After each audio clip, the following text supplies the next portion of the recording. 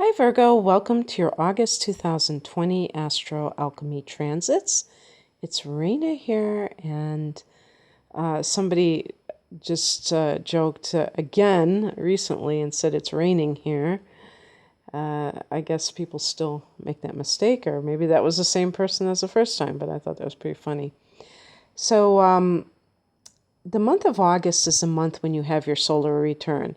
Of course, your official solar return is when the sun goes to the exact degree of your sun sign. And that is not always on the exact same date of your birthday. So you'll have to check out an ephemeris to find out when that is. But it's going to be like, within a day or so of your actual birth date. But in general, we say the solar return is when the sun goes into the sign of your sun sign, goes into your sun sign. And so in August, that certainly happens. This year, the sun enters Virgo on the 22nd. Of course, it can vary from year to year. And so for you, Virgo, that's always great because until that time, the sun is in the 12th house. And the 12th house makes the person kind of retiring. They're contemplative like a monk. They may be physically kind of, I would say, depleted, or because we're talking about like the end of a cycle, the 12th house.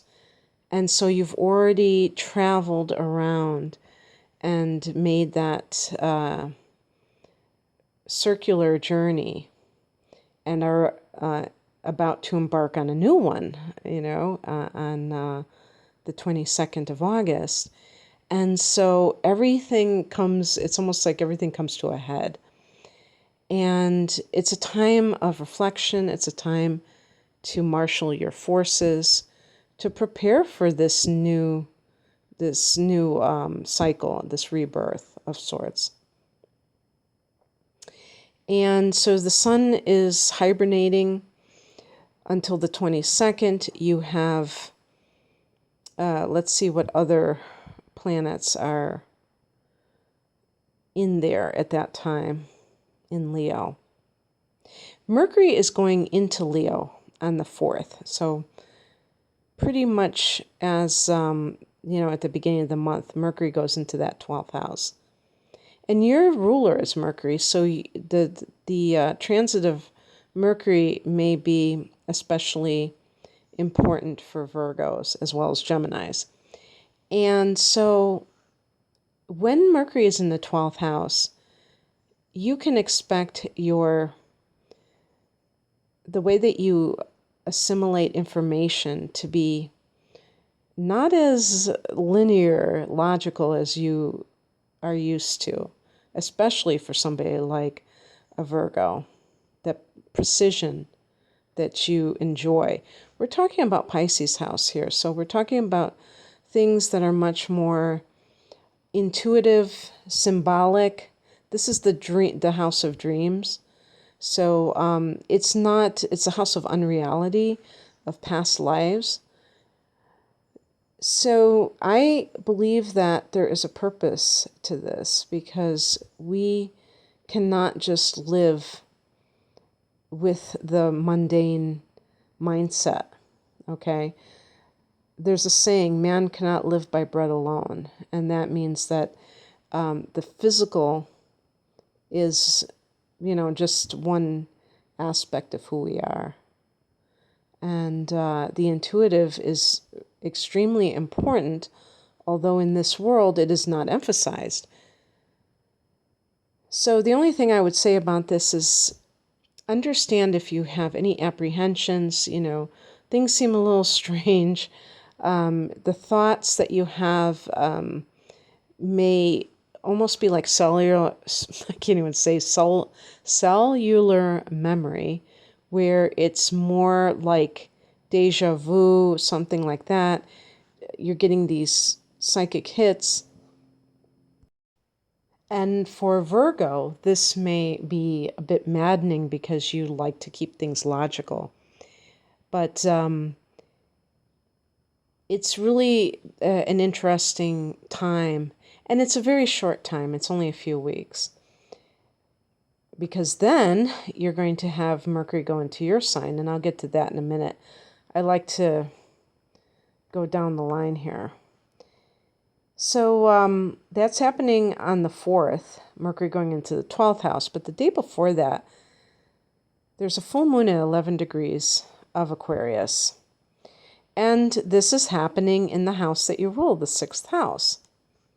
So how will that transpire? Well, of course, that's going to differ from person to person. And full disclosure, if you're born in August, this is probably going to actually be in your 5th house.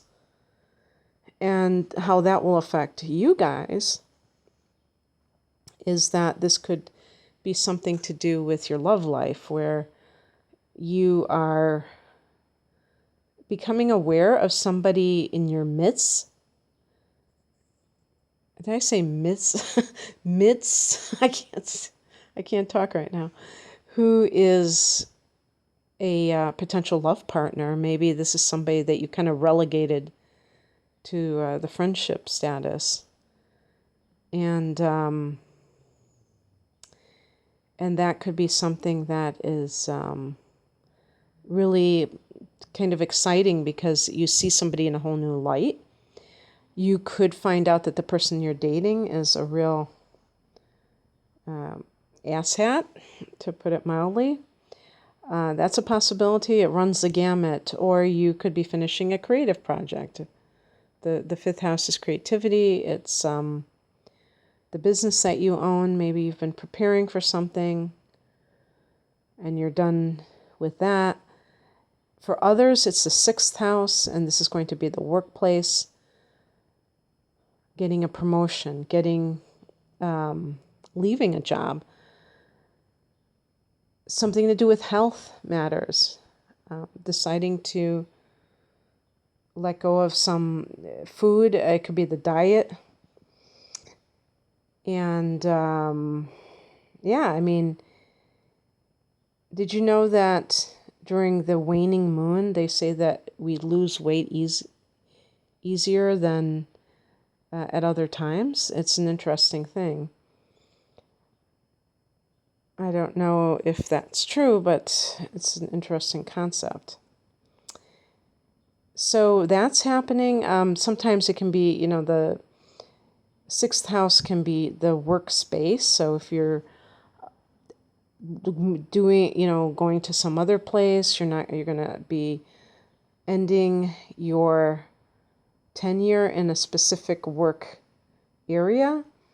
You could be finding out something about a coworker. Maybe they've been sabotaging you and you didn't even know it. Full moons can bring out secrets. On the 7th, Venus goes into Cancer, and for you, this is going to be the 11th house of your dreams. I'm talking about your hopes and wishes kinds of dreams, of friendships and group associations. This is very good for social networking. And it's funny because the 11th house can be the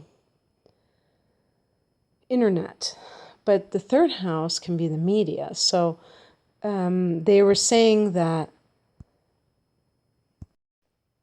the 3rd house can be social media, but I'm beginning to think that the 11th house can be as well.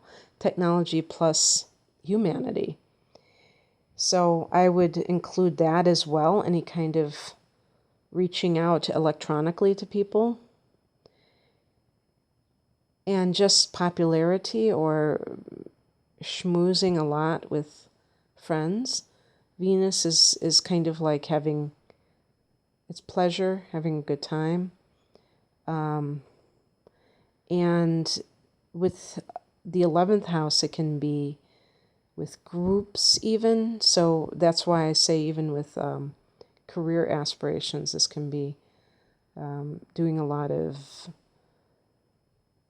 connection with people, trying to get things together. And if this is connected to a business that you own, that makes sense to try to let people know that you're selling something, that you are providing a service.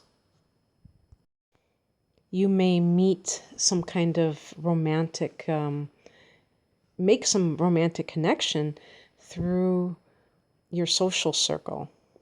A friend introduces you to somebody that becomes a love interest. Okay, and then on the 15th, Uranus goes retrograde. And this is in the sign of Taurus, which is a fellow earth sign. And this is in your 9th house. So this is very interesting for Virgo. How many of you guys, I would say in the last couple of years, since Uranus has been in and out of Taurus, have found yourself migrating from an organized religion, which I would associate with the 9th house in general, to a more offbeat, nonconformist type of a belief system? Because the 9th house is a belief system, your philosophical construct of life. And this is why, this is what organized religion really is at the end of the day. It has its own set of dogma, and people can pick and choose. Me personally, I've never been able to find something that I can adhere to 100%. There's always like maybe it's because I have the moon in Virgo. There's always like something that bugs me about the belief system that I just, reject. And so I always admired people that could just, join a religion and they just adhere to it 100%, think it's the bee's knees and it's just perfect and everything like that. But that's not me.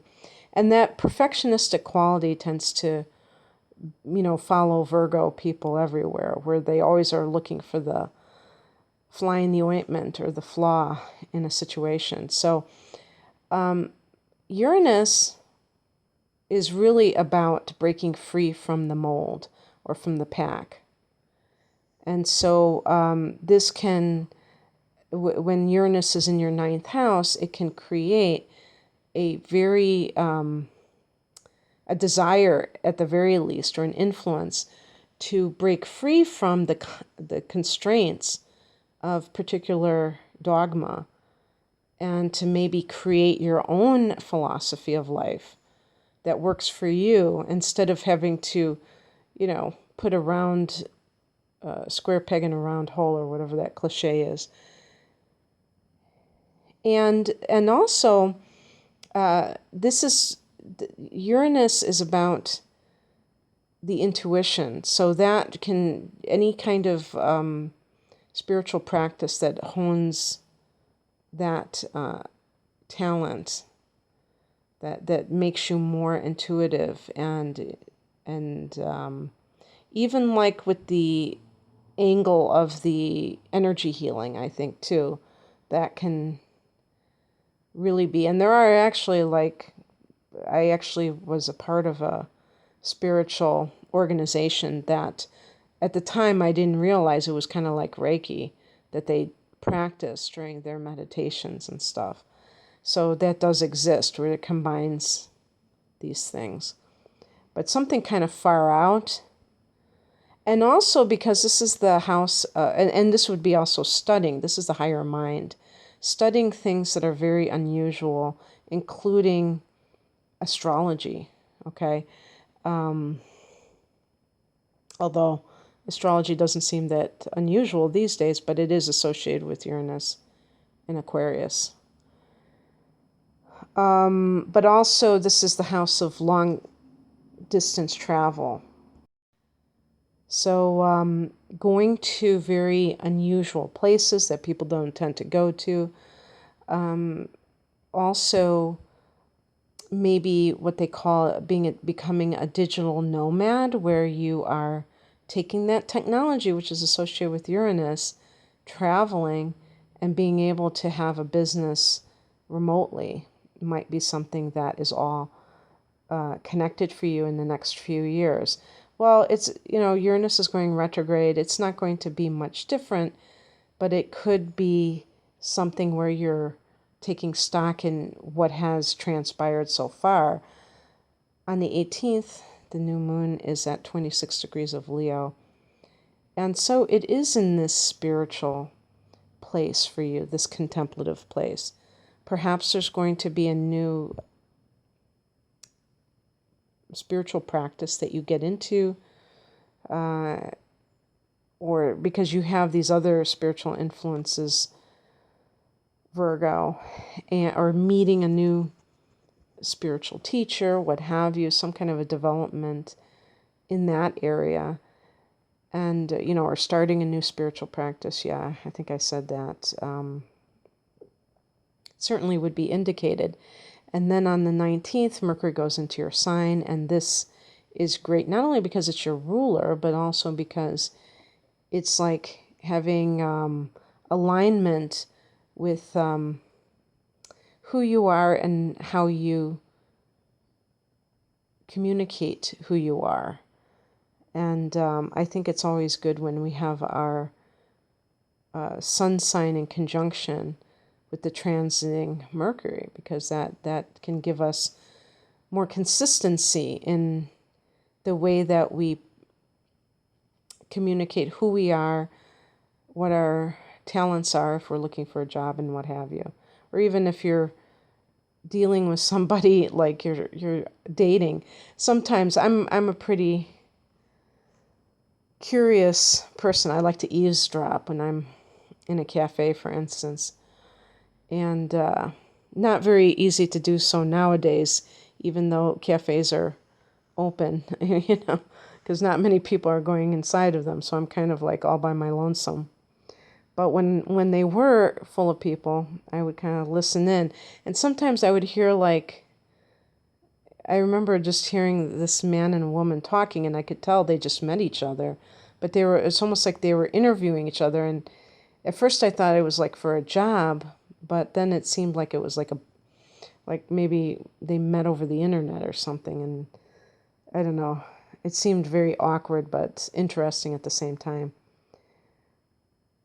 So on the 22nd, the sun goes into your sign, and then maybe you'll start to feel even more energetic and like yourself again. The sun in the first house gives that vitality to even your physical body. Speaking of vitality, the ruler of the first house, Aries, and its ruler, Mars.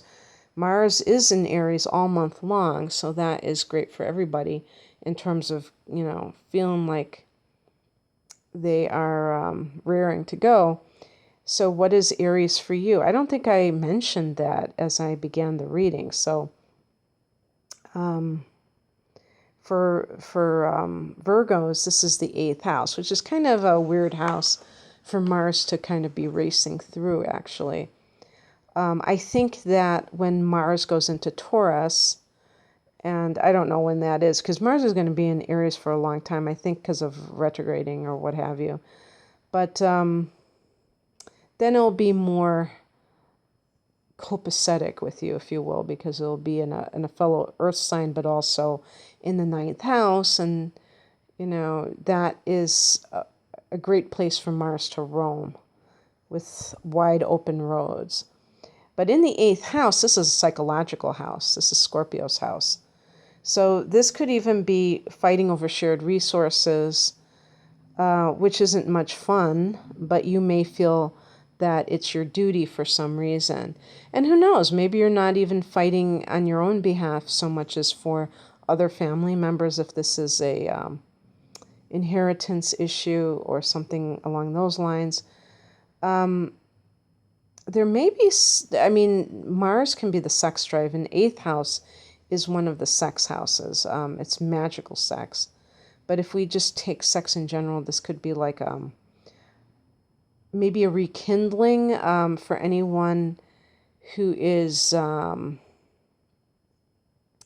experiencing, like with your partner, if you have especially like a long-term partner, going through these different phases of life, and maybe some downtime with the physical side of things, having a kind of a rebirth, but it's in a way that is more meaningful.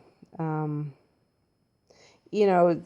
me, the eighth house could be tantric yoga, which incorporates sex for spiritual purposes. Maybe that's your